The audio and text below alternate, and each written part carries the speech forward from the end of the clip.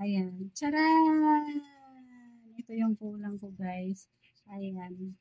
Lipstick. Ayan, tamang-tama. May sale sa SM, guys. Naka-sale. Ayan, tingnan mo yung kanyang lagayan, guys. Very nice. Ayan, naka-ano pa siya, guys. Naka-ganito pa siya, oh. Ayan, ito yung kanyang lagayan, guys. 3 pieces of lipstick. Ito yung lagayan, guys. Ang laki-laki.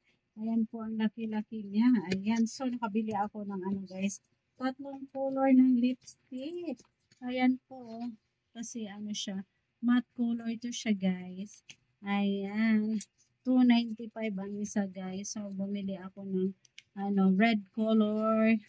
And then, yung parang maroon siya, guys. And then, yung parang siyang pink ang color. Ayun, buksan natin.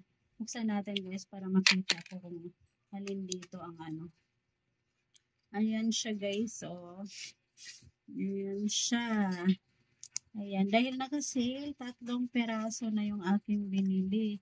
Ayan. Hindi kaya ako lugi nito, guys. Parang nalugi ata ako. Ano ba to? Paano ba to buksan?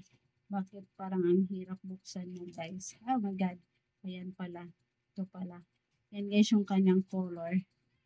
Ayan. Ayan, o. Parang maroon. Ayan. Tingnan natin yung color red, guys.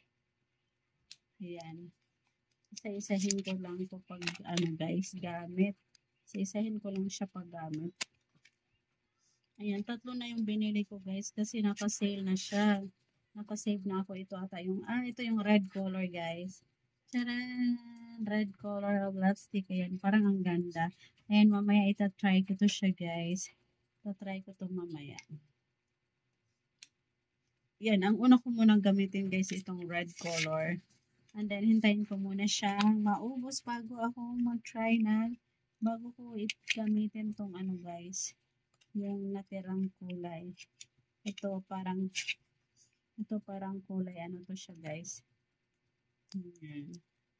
Kulay, ano. Ayan, oh, light pink siya, guys. O, diba? Parang ang ganda. So, ito lang yung aking talagang binili sa mall, guys. Ayan, kasi wala na akong lipstick. Ayan, so, ayan, worth of, ano siya, guys. Ba, 295 ang isa. So, worth of, ano siya, 600. Ayan, 3 color. Almost 700 na din siya, guys. So, ayan, happy ako, guys, kasi, ayan, may bago na akong lipstick. May pang ano na ako, pampaganda na ako. So, ito lang talaga yung aking binili, guys. Lumabas ako, pumunta akong SM para bumili ng lipstick. Ayan, yay!